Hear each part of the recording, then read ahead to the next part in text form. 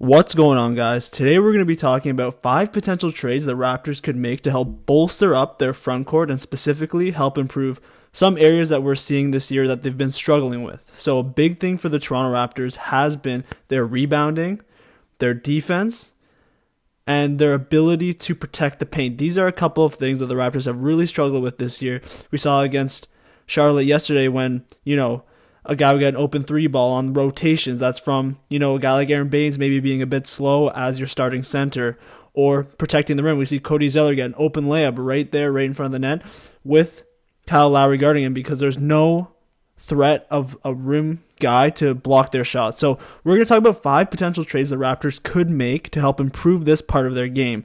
And before we do that, we're first going to be talking about some trades that are honorable mentions that didn't make my top 5. Just because of certain reasons. So let's start with Oklahoma City. There are a few guys in there that were intriguing. Al Horford made too much money to try and make a trade actually work. He's making, I think it was $27 million. The Raptors would have to be willing to give up Norman Powell, Aaron Baines, or contrarily Kyle Lowry, and I don't think either of those make a lot of sense with the way the team has been moving so far this season. Another guy that's on Oklahoma City is Mike Muscala. Once again, he's not really going to address those issues defensively or rebounding. He's just a stretch 5. He would improve your three-point shooting at the center position, but doesn't add much else. So I'm keeping him out of my top 5. Another guy is Andre Drummond. He once again makes too much money in the buyout market. He's a great candidate, but for me, for this top 5, we're doing only trades. So let's get right into number 5, which is the Raptors making a trade with the Houston Rockets to get PJ Tucker. And I know what you're thinking. PJ Tucker doesn't really give you a ton of rebounding, but there are a lot of advantages to his game. So first of all, he's only averaging 4.5 points, 6.5 rebounds, and 0.8 blocks per game this season.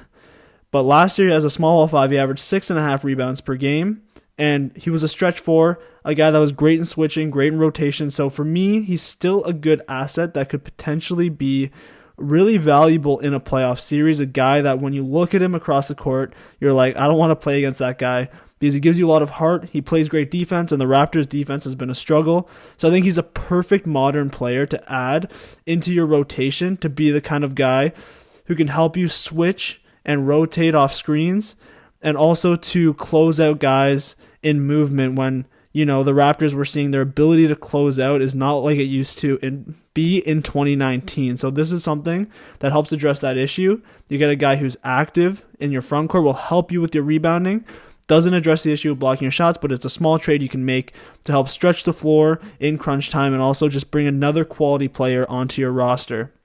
Really helps with developing the culture. So for this trade, the Houston Rockets want 2 second-round picks, so we're going to give them that. We're going to give them 2 second-round picks, and then for cap fill to match his $7 million salary, we're going to throw in Patrick McCaw and Matt Thomas as cap fill. So that's trade number 5, is PJ Tucker, and in return, the Houston Rockets get McCaw, Matt Thomas, and 2 second-round picks.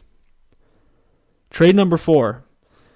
This one is interesting. People haven't been talking about this. I think that I'm one of the first people to actually think about this kind of move. I don't know if the Detroit Pistons are willing to give up Mason Plumlee, but I think he'd be an amazing addition if the Raptors were to give them enough stuff to bring him back. So for me, I think that you would have to swap out Aaron Baines for him just to match salaries, and then also give them 1 or 2 picks.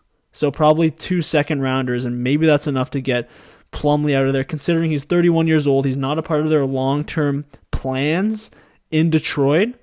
So if you were to flip him for another big man who can sort of swap out minutes there to kind of help with the development of that squad while also just giving them a couple more draft assets, I think that would be a perfect move for both teams. For the Raptors, you get a guy who can block shots, grab rebounds, and also score in the paint. He's an effective player, averaging on the season 10 points, 9 rebounds, and almost a block per game. So he's really giving you that full arsenal that he delivers, and he's a really good addition. I think the Raptors could use him a lot. Trade number 3, this is one that I've been talking about a lot, and for me, I really, really like this player. I think, number 1, JaVale McGee is a proven champion, and he gets the memes next to him, but he's a proven champion. He's a guy with, like I said, championship pedigree. He can grab rebounds. He can definitely block shots, and right now he's playing with, I don't even think he's playing in Cleveland. He's just a guy that you could give And you could get him back very cheap, too. I think that's the real enticing part. So the Raptors could give up McCaw and a second-round pick and get him back in return. You're attaching a draft pick to actually make the Cavs make this transaction. The Raptors get back a guy who can fill minutes at the 5, a bit more of a rim runner, a good guy to have in the pick and roll. He's active, a guy who can block shots, like I said, grab rebounds, definitely does all that stuff. Super athletic, adds to the Raptors' ability to close out on shooters as well because he's not too slow like a guy like Aaron Baines, who's a bit more of a stiff. At number 2, we're going with the Raptors getting Marvin Bagley. And this is one of the more interesting trades for me because I like Marvin Bagley a lot. I think he has a lot of upside. On the season, he's averaging 14 and 8. A bit of an attitude thing there with him, his father saying he should get more minutes. All this stuff is a little bit concerning. But for me, I think the young potential of him would be a great addition to the Raptors core moving forward of OG, Pascal Siakam, and Fred VanVleet, Malachi Flynn, whoever else is in the mix. I think he adds to your ability in the front court to develop him over time. He's not a guy who would help you necessarily win today, but if the Raptors swapped him for Norman Powell, both to match salaries and to give Sacramento a guy in the front court who can average 20 a game, in sort of like that wing position to help average 20 a game for that team, would be essential for them to kind of go out there with a guy like Harrison Barnes at the 4 potentially, and then obviously their backcourt with Tyrese coming off the bench too. I think it would be a nice addition to that team as a guy who can help them offensively while also giving them that two-way presence, which we know Norman Powell has done in the past. And at number 1, these aren't really ranked top 5 necessarily. These are just 5 trades, but I've got my first trade as Mo Bamba. And you might not like who he is or anything about him. The only thing you might know about him is that there was a song about him back in the day before he was drafted, but Mo Bamba's a good player. He's a nice guy. Like I said, he can block shots, grab rebounds. He's similar to JaVale McGee, except for a lot younger, has more upside.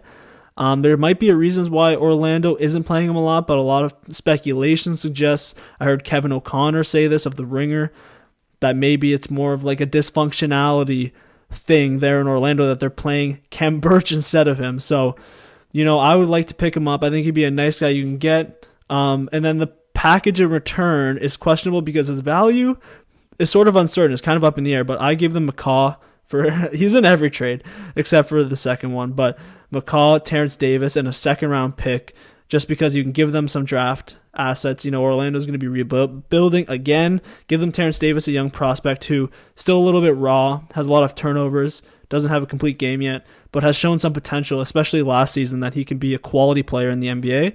Then the Raptors get Mo Bamba back in return, a guy who's going to get minutes with the Raptors. Like, with certainty, he's going to get a lot of minutes. So, for me, I think that's a good move for the Toronto Raptors and for Orlando Magic, so the Raptors can add to their front court and really put together a team that can make a bit of a run this year. Let's go.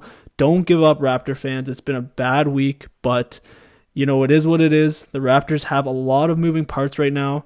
The health and safety protocol stuff, everything from there to what's currently going on. So for me, I think you just have to be patient as a Raptors fan and just wait it out.